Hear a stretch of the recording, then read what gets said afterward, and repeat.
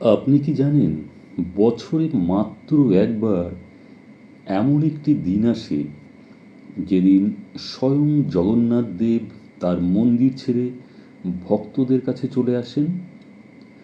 শাস্ত্রে বলা হয়েছে এই দিনে ভক্তি ভরে রথ দর্শন কিংবা রথের দড়ি স্পর্শ করলেও অশেষ পুণ্য লাভ হয়।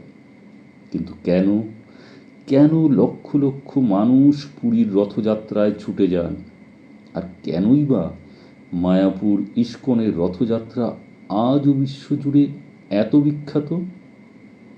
আজকের এই ভিডিওতে জানব রথযাত্রার ইতিহাস, আধ্যাত্মিক রহস্য এবং এমন কিছু তথ্য যা হয়তো আপনি আগে কখনো শোনেননি। তাই ভিডিওটি অবশ্যই শেষ পর্যন্ত দেখুন। নমস্কার সম্মানীয় দর্শকবৃন্দ, আপনাদের প্রত্যেককেই সনাতন সত্য ইউটিউব চ্যানেলে আরও একবার আন্তরিক স্বাগত জানাই।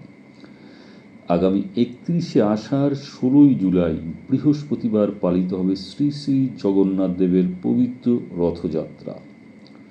উড়িষ্যার পুরীধামে এই উৎসব যেমন বিশ্বের অন্যতম বৃহৎ ধর্মীয় উৎসব, তেমনি পশ্চিমবঙ্গের মায়াপুর ইস্কনের রথযাত্রাও কিন্তু লক্ষ লক্ষ ভক্তের সমাগমে এক অপূর্ব ভক্তিময় পরিবেশ সৃষ্টি করে। চলুন আজ আমরা জানব রথযাত্রার পৌরাণিক ইতিহাস, কেন জগন্নাথ দেব বছরে একবার মন্দির ছেড়ে বের হন, রথের দড়ি টানারই বা কী মাহাত্ম্য, এবং এই দিনে ভক্তদের কি করা উচিত। প্রথমেই জেনে নেব রথযাত্রার সূচনা কিভাবে হলো। পৌরাণিক হিন্দু কাহিনী অনুসারে একদিন ভগবান শ্রীকৃষ্ণের বৃন্দাবনের লীলার কথা শুনে জগন্নাথ, বলভদ্র ও সুভদ্রা এমন প্রেমময় ভাবাবেগে আপ্লুত হন যে তাদের সেই বিশেষ রূপই আজ জগন্নাথ, বলভদ্র এবং সুভদ্রার বিগ্রহ হিসাবে পূজিত হয়। রথযাত্রার সেই প্রেম, ভক্তি এবং ভগবানের করুণার প্রতীক। এই দিনে ভগবান নিজেই ভক্তদের কাছে আসেন, তাই এই উৎসবকে বলা হয় পতিত পাবন যাত্রা, অর্থাৎ সকলের জন্য মুক্তির দ্বার। এবার চলুন জেনে নিই যে কেন জগন্নাথ দেব মন্দিরের বাইরে আসেন। সাধারণত সবাই মন্দিরে গিয়ে ঈশ্বর দর্শন করেন, কিন্তু রথযাত্রার দিন যেন নিয়ম উল্টে যায়। স্বয়ং জগন্নাথ দেব, বলভদ্র এবং সুভদ্রা বিশাল রথে চড়ে গুন্ডিচা মন্দিরে গমন করেন। ভক্তরা বিশ্বাস করেন এই যাত্রা ভগবান শ্রীকৃষ্ণের বৃন্দাবনে ফিরে যাওয়ার প্রতীক।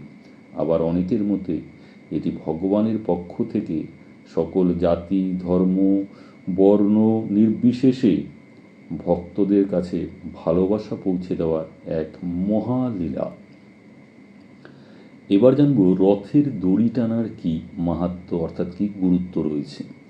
শাস্ত্রে বলা হয়েছে ভক্তি ভরে রথের দড়ি টানলে বহু জন্মের পাপ ক্ষয় হয় এবং ঈশ্বরের বিশেষ কৃপা লাভ হয়।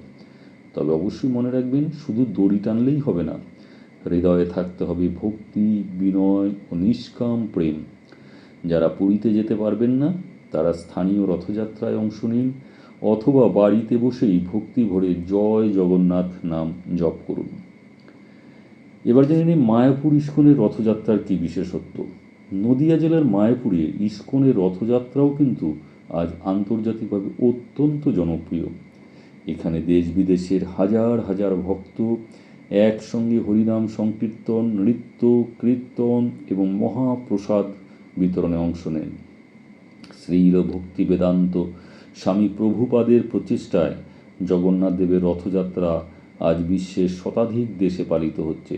London, new York, Moscow, Sydney সব জায়গাতেই ধ্বনিত হয় হরে কৃষ্ণ কৃষ্ণ কৃষ্ণ হরে হরে, হরে রাম রাম রাম হরে হরে। এবার চলুন জেনে নেই যে এই রথযাত্রার দিনে কি করবেন।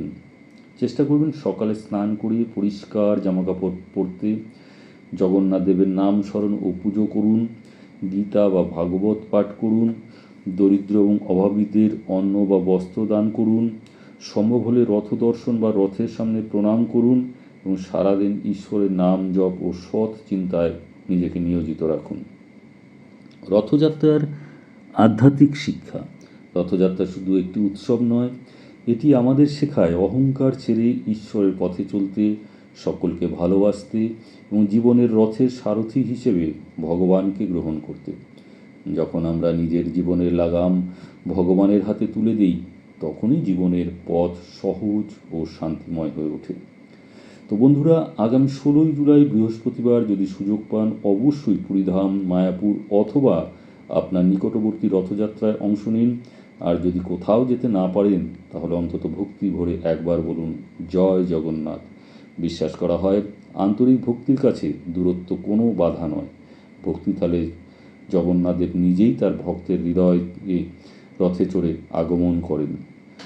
তো আজকের ভিডিওটি যদি আপনাদের ভালো লেগে থাকে, তাহলে অবশ্যই ভিডিওতে একটি লাইক করুন, আপনার প্রিয়জনদের সঙ্গে শেয়ার করুন এবং আমাদের চ্যানেলটিকে সাবস্ক্রাইব করে পাশে থাকা বেল আইকনটি বাজিয়ে কমেন্টে অবশ্যই লিখুন জয় জগন্নাথ। ধন্যবাদ। সবাই ভালো থাকুন, সুস্থ থাকুন। ভগবান জগন্নাথ দেবের অসীম কৃপা আপনার ও আপনার পরিবারের উপর সদা বর্ষিত হোক। জয় জগন্নাথ।